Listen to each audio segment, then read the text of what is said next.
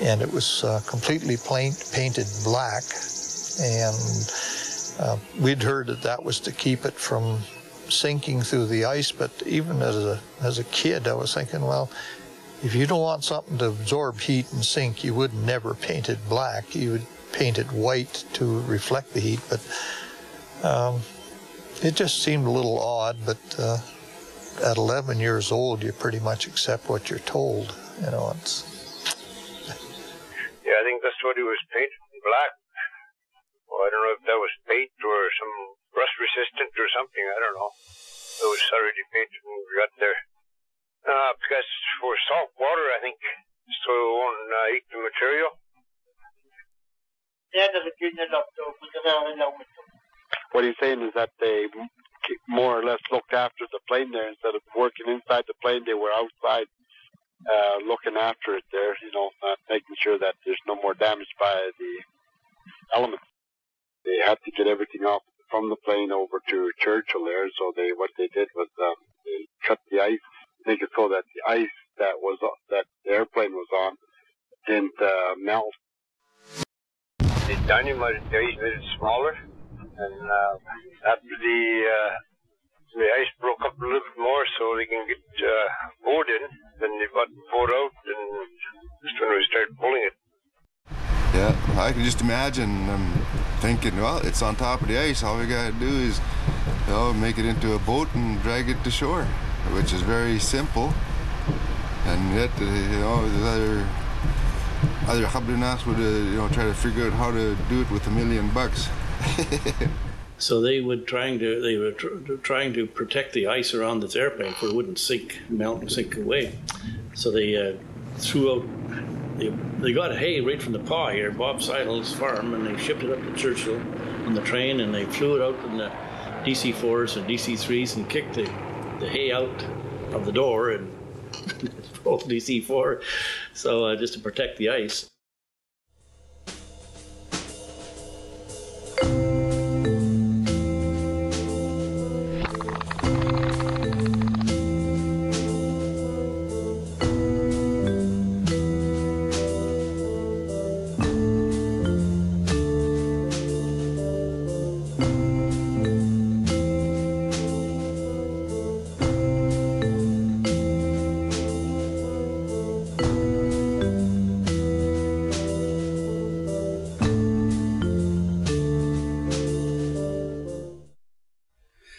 Well, you know, like the Aboriginal people in those years weren't highly regarded in society. You know, like geophysically, it's the other side of the tracks. The railroad tracks goes right up to the harbor. The flats is on the other side of the tracks. That's where the Indian people, that's where they lived, you know. I grew up here. I was born here, and I grew up at the flats. And Dad worked at the Hudson Bay store as a clerk, I think. And I remember seeing one of his paychecks a long time after he died. It was $35 for the whole month. And we managed to live on that, like, and times were really hard. Like, I remember a lot of times having to go to one of my aunts and get something for lunch, or, you know, and then vice versa. They'd come the next week, you know. And then we moved to town in 1971 after Dad passed away, and we got a townhouse that prefab had been building all these units. And we brought all our stuff from the flats, and oh, it was just amazing. It was like moving into a mansion, you know. For these people to even, you know, the arrogance at that time too, you know, for the Americans, you know, to come in and look at all these Inuit people, you know, they'll never bring that plane in. You know, like this, they can't do that. That would be their mindset. They would think, no, they can't do that. When that tub fills with water, she'll slide off the ice and there'll be nothing left but a memory.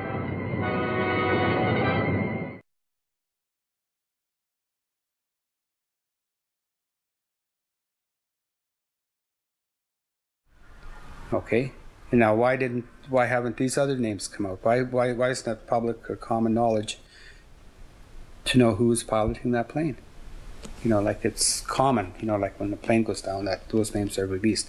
Not immediately, but, you know, a week or so afterwards. And you guys should be able to find out who it was.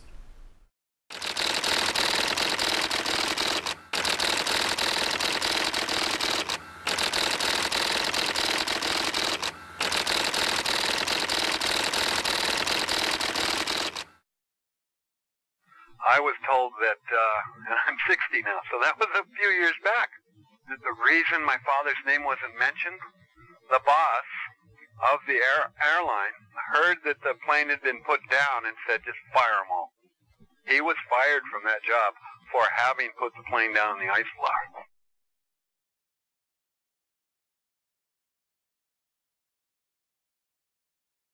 My father couldn't get into the Army, Navy, or Marine on December 9th of 41, or shortly after Pearl Harbor, because he had a bad eye.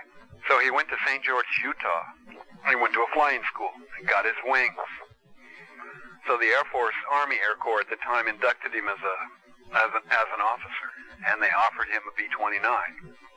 He told you about Red flying the B-29s over the hump. He was stationed in India, and he would fly over the Himalayas into China. He lived kind of a charmed life. He was shot down. He was a B-29 pilot, and he was shot down over Malaysia. The Japanese Zero, I suppose it was a Mitsubishi fighter, came up and shot him out of the sky. And they were just starting to slice a birthday cake and have a birthday party for one of the boys on board. Mills pulled a B-29 out of 2 barrel rolls, got everybody out of the airplane, and was the last man to jump. About 17 seconds after he got out of the 29, it exploded.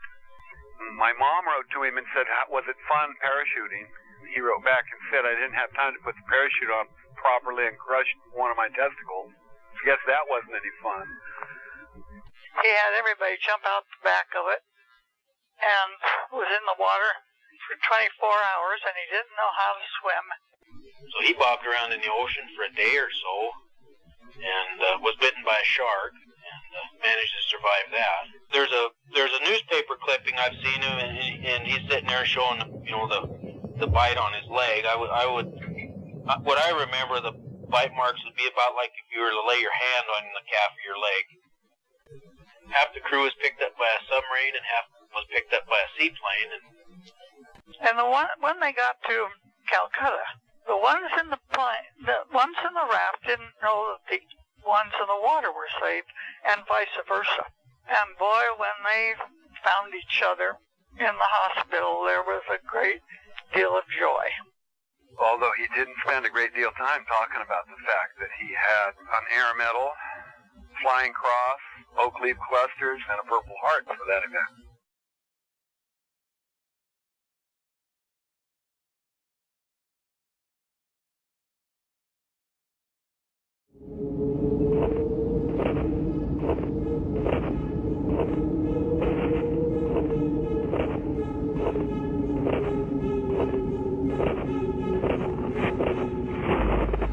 Not that I'm saying we're superhuman or anything. It's just that, you know, we probably get lost in a one-way street in a blind alley down in any given city down there because we're not used to the streets and signs and whatnot, the trees, the whole bit there. But you put us out here, you know, it's totally different. This is our environment. We grew up on it. We go from point A to point B, and we know what's what out there, right? And who else at the time could they contract to do something like this? I don't think they could. It had to be guys like Johnny, that's for sure. Because you know, like these fellas, they weren't afraid of nature. No, you know, they would just work with nature. Eh? That's right. They weren't scared of nature. Yeah. They had total confidence in themselves, and they had confidence in what they could predict and what they. Because even when I lived in Churchill in '79 and '80, I mean, the majority of people out there wouldn't even go out on the floe ice. No. Nobody would walk on the floe ice. They're scared to walk on the floe ice.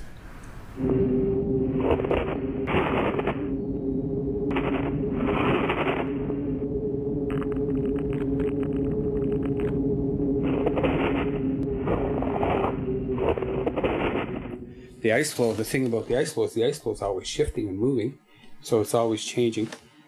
And then to go up there, and I don't know how many days it would have taken them just to prepare it. Just to prepare it to break it loose, and then to anchor it, to tow it. We were out there the whole time. Must be at least a month. We're changing shifts every so many hours. So we got day shift and night shift. We got the boat there hooked up to it, and we're going 24 hours a day.